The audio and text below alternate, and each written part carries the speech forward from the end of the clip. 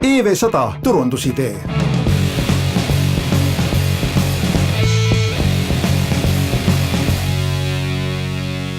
Ja meie järgmine teema on meie koostöörubriik koos Eesti Vabariik 100-ga ja meil on seda kommenteerimas siis Kaido Künnapas, kes on vandeadvokaat, Kärt Salumaa, kes on Justiitsministeeriumis, tegeleb andmekaitse valdkonnaga ja Mihkel Uibolet tutvustab seda üritust, mis on toimumas. Mihkel on Eesti Jalgpalliliidust.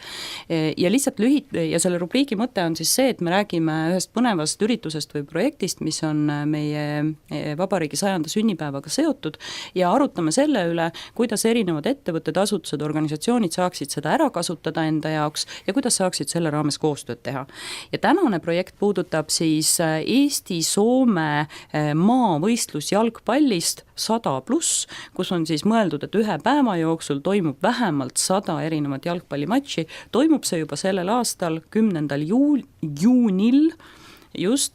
ja korraldatakse siis võistlused, kuhu võivad kõik ennast kirja panna. Ja Mihkel, hakkame pihta siis, kui kaugel te täna olete, palju teil tiime on, missuguseid partnereid otsite ja kuidas teid aidata saaks? Ma kõigepealt teen sellise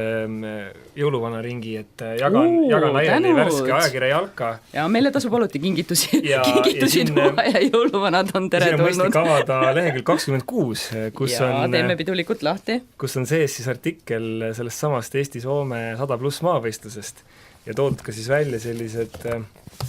põnevamad hetked, aga see on nüüd selline katse kuidagi sinu küsimusest kõrvale hiirida, siis hetkel on Eesti poolelt juba üle 70 võistkonna kirja pannud ja Soome poolelt natuke üle 50 võistkonna. Ja need kahe peal kokku on juba 100 koos, aga eraldiseisvalt veel ei ole, et registreerimine kestab siis märtsi lõpuni ja tõesti, seal on juba kirjas väga-väga palju erinevaid võistkondi, et see mõte tegelikult teostus esimest korda lätlastega aastal 2001, kui täpselt 101 mängu peeti Eesti ja Läti vahel jalgpallis ja siis mängisid piirivalvurid, erinevad ettevõtted omavahel, parlamendid, linnavalitsused ja loomulikult siis ka jalgpallurid nii harrastustasemel kui ka profitasemel, et seal oligi väga huvitavad võistlused, näiteks toimus Eesti ja Läti kõige halvemate jalgpallivõistkondade omavaheline mäng. et ma ei mäleta, kumb küll võitis, aga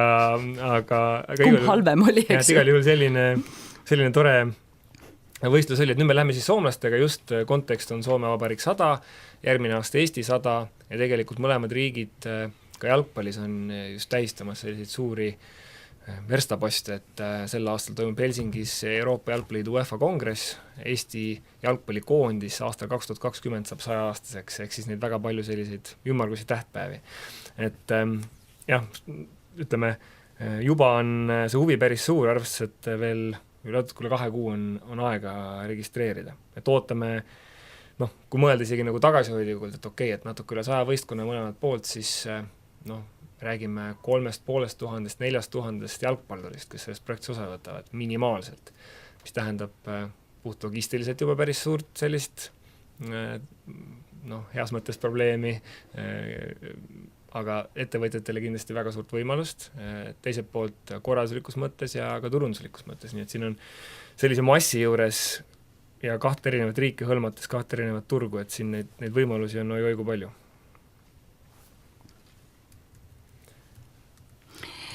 Mis on need, millega teid ettevõtted kohe praegu saaksid aidata? Ütleme nii, et loomulikult asja alus on Eesti-Soome vahelises liikluses laevatransport, ehk siis oleme juba esialgse kokkuleppe siis ühe laevafirmaga teinud, aga kõik sellised, ütleme, me ise näeme, et see projekt on väga atraktiivne nendele ettevõttele, kes tegutsevad 2 turul, neid on väga-väga palju tegelikult. Teine atraktiivsus võib olla just see, et ettevõtted, kes juba jalgpallis tegutsevad mõlemas riigis, et siin on osad ettevõtted sellised, kes kattuvad. Kolmandat poolt on siin väljunditena, näiteks suurematest mängudest siis Tallinnas A. Le Coq Arenal toimumas 2 riigi näitlejate omavaheline siis jalgpallimatš või siis jällegi selliste vippide mäng Helsingis ja noh, neid selliseid mänge, mis kindlasti tõusevad esile, on veel, et näiteks 10. juunil on Soome instituut korraldamas siis Vabaduse väljakul sellist suurt kontserdipäeva ja seal siis jalgpall saab olema ka üks osa, ehk siis ka Vabaduse väljak saab omale selleks päevaks ühe väikese jalgpalliväljaku. Nii et ta natukene ületab sellised spordidimensioonid ja see on ka meie mõte, et kaasata sinna ka näiteks kirjanikel on oma jalgpallivõistkond, muusikutel on oma jalgpallivõistkond, et natukene näidata seda, et kahe riigi vahelised suhted on erinevatel tasanditel väga elujõulised. Ehk siis kõik need osalejad kindlasti me leiame neile mingisugused meened, meil on omad ideed on olemas, me oleme siin mõne ettevõttega kontaktis on, nii et võimalusi on väga palju, transport kindlasti on selline ka mitte lisaks laevatranspordile, siis ka just riikide sisene transport, ehk siis bussiettevõtted, sideteenust pakkuvad ettevõtted, spordivarustus, kõik sellised on meie nagu põhivaldkonnad, kus me praegu töötame. Väga tore. No nii, mis mõtted teil tekkis? Jah, minul kui suurel turunduskurul ma mõtlesin sinul kui suurel jalgpalluril, et kumb sulle lähem on. Jaa, olen ka mina mänginud kunagi kaubandus-tööstuskoja võistkonnas, Saksa meeskonnas oli väga tore kogemus. Aga turunduslikus mõttes, et me elame siin ju challenge'ite ajastul, eks ole, et kõik võimalik on olemas, alates Ice Bucketist kuni kõike muuni, et miks mitte teha kas siis ettevõtjatel või kellel iganes selline variant, et kui sa soovid registreerida omal tiimi, eks ole, sa saad saata challenge'i näiteks Soomest mõnele, ma ei tea, suuremale koostööpartnerile või noh, ilmselt see toimib suuremates ettevõtetes, aga põhimõtteliselt siis Soome kuhugi saata, et selline lahe kutse teha või noh, selline interaktiivne mingisugune asi, eks ole, mis mõjuks ka turunduslikus mõttes hästi, et Soomest vaadatakse, et ohoo, et millega siin tegeletakse, et kutsutakse siin jalgpallivõistlusele puha, et tiimiks. Noh, võib-olla selline lennukas mõte, ma ei tea, kas see on väga reaalne, aga see on väga reaalne selles mõttes, et täna see registreerimiskeskkond on üleval sellisena, et sinna on siis igal võistkonnal võimalik ennast üles anda, panna oma mängu eelistused ja siis ongi, et kas tal on juba vastane olemas või kui tal ei ole vastast olemas, jääb ta siis sinna nii-öelda avalikult ootelehele ja siis, kui registreerimine lõpeb, siis kahe riigi alaliidud omavahel hakkavad siis leidma nendele siis vastaseid. Aga noh, näiteks nii-öelda, ma ei tea, Eesti advokatuur esitab Soome advokatuurile väljakutse, et see oleks päris kiht või samamoodi Justiitsministeerium siis Soome kolleegidele, et tegelikult selline sportlik päev teha, mis ma enne võib-olla unustasin veel öelda, et natuke veel laiendada seda okei, üks asi on see kontsert Soome instituudi poolt, aga samal nädalavahetusel minu meelest oli ka Rammstein esinemas Tallinnas.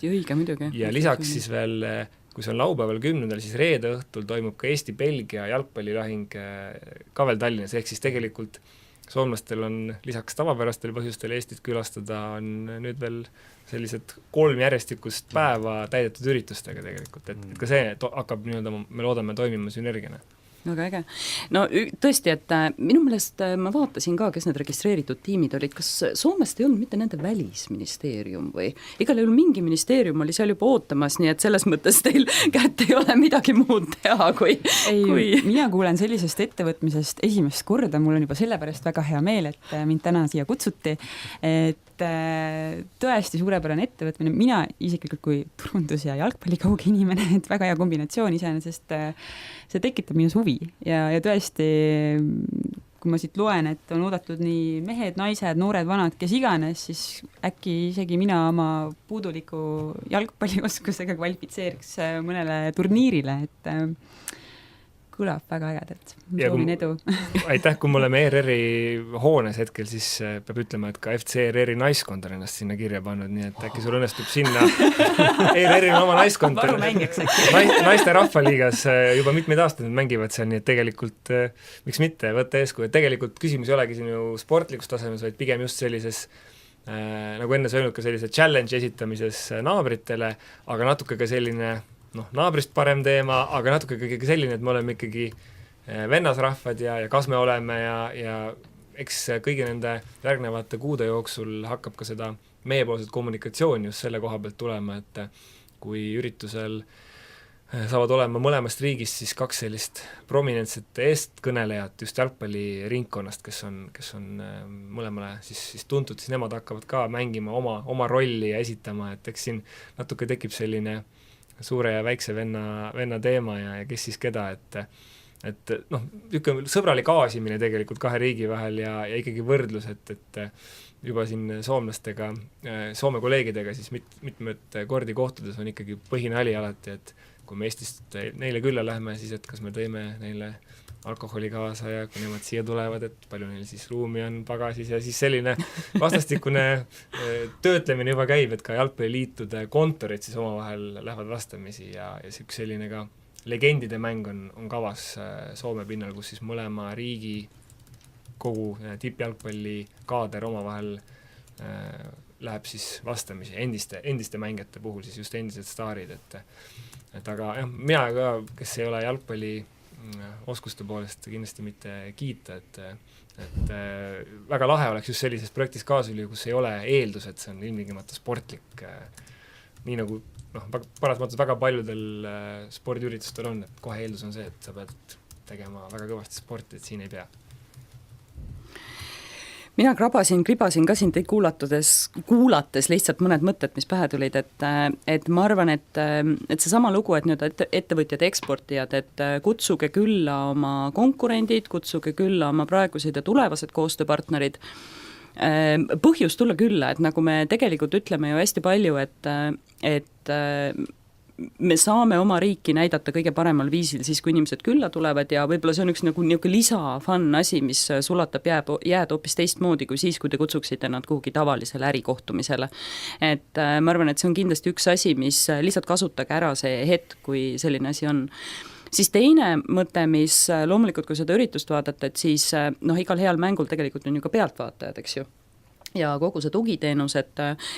võib-olla tasub ka ettevõtjatel korra mõelda, et ja lisaks pealtvaatajatele võib-olla enne isegi see koht, et kus seda jalgpalli veel mängida. Et okei, Vabaduse väljakul saab mängida, te olete hästi oskuslikult võtnud kasutusele rannad ja saalid, eks ju, aga võib-olla on veel mingisuguseid kohti, laeval tõenäoliselt, võib-olla mingis konverentsiruumis või kuskil päiksetekil võiks ju täitsa atraktiivne olla mängida palli või mingisuguses täitsa erilises kohas, eks ju. Toimus reaalselt siis Hiiumaa ja Mandri vahel sõitva praami peal üle sõidu ajal, siis autotekil toimus jalgpallimäng. No, jah. Et see oli siis kõik niimoodi ilusti kooskõlastatud tegevus ja seaduslik, aga ja autosid vist ka tol hetkel väga ei olnud, aga paigaldati siis spetsiaalne kunstmuru sinna kivekiirelt maha ja toimus, et miks mitte jah, et ütleme siis suurt laevaliiklust kinni panna on nagu väga keeruline, aga kindlasti põhimõttena, et ka vee peal on võimalik ükskõik mis vormis see siis on, et meil on olemas ju ka täringu jalgpall, on olemas lauajalgpall ja erinevad variandid. Just. Ja võib-olla ju, et ma ei tea, kaubanduskeskuses on mõni natuke suurem aatrium, kus saab mängida ja saab mängida tegelikult sellistes, ma ei tea, parklast natuke jupik ära võtta, et võib-olla tasub ka mõelda, et mis need ägedad kohad oleks, et võib-olla teil on mingi, ma ei tea, tore suvekohvik või asi, mida te tahate tutvustada, tooge see jalgpall sinna enda juurde ja leike mingi formaat. Et siit võiks selles mõttes ka laiemalt mõelda ja kindlasti siis teenused publikule, mida kõike seal siis süüa, juua, meelelahutust ja muid asju saaks pakkuda. Siis võiks äkki mõelda ikkagi mingisugusele, ma nüüd ei tea, rõivaäridele on võib-olla see natuke nagu liiga hiline sõnum, eks ju, et kuna neil on kollektsioonid ja asjad tehtud, aga võib-olla kui rohkem aega oleks, et siis tõesti selline, et kuidas need tiimid siis ühtses rõivastuses on, et ma vaatasin te juhendist ka, et seal olid ikka päris selged nõuded, et mis värvi särk peab kellelgi seljas olema ja kes peab särki vahetama, kui teine on teist värvi särgiga. Võt jalgpalli kauge inimene, eks ju, et ei tea neid kõiki detaile. Et võib-olla sealt võiks ka mõelda, et äkki on rõivabrände, kes siis leiavad vähemalt tiimile siis mingisuguse ühesuguse riietuse ja ma kujutan ette, et see võiks selline vahva suvekollektsiooni presentatsioon olla, et mis iganes te siis sinna selga panete, et lisaks särgile on ju püksid ja võib-olla mingi muu riidese veel, mida seal kanda ja näidata saaks ja moodustaks võib-olla sellise omalaadse kollektsiooni tutvustuse koha. Ja siis mul läks mõte natukene sellest samast challenge'ist, eks ju, Kaido, kui sa välja tõid, et võib-olla tõesti küsida, et kas siin on äkki veel mingisugune selline heategevuslik dimensioon, eks ju, et kõik, kes osalevad, teevad midagi, annetavad kuhugi, et kui mõelda, et see on ikkagi nagu mitmed tuhanded inimesed, et kas sealt siis tekiks, meil on Eesti Vabariik 100 raames kampaania igale lapsele lapsele oma pill, eks ju, no võib-olla igale lapsele oma pall kõlaks ka noh, nagu teemana, et kui saada jällegi lastele neid toredaid palle, et ma ei tea, iga meeskond siis iga liikme eest kingib ühe palli lapsele, et siis sealt võib-olla hakkaks jällegi seda nii-öelda seda noh, äge pall tõmbab ju ka mängima või annab nagu lisamotivatsiooni, et see võib-olla, et saaks isegi ehitada mingisuguse kihi veel peale, et seda asja nii-öelda laiendada ja saada äkki sellest rohkem kasu. Noh, ja siis ma arvan tegelikult, et see oleks nagu tohutult atraktiivne teema ikkagi globaalsele meediale, eks ju, et nii-öelda natuke seda Eestit ja Soomet ühendada ja kajastada. Et siit võib-olla võiks mõelda, et mis need kanalid on, kes osaleda saavad, kas siit saab teha mingeid ägedaid videosid, kas saab teha mingit ägedat pilti, noh, kui seda kokku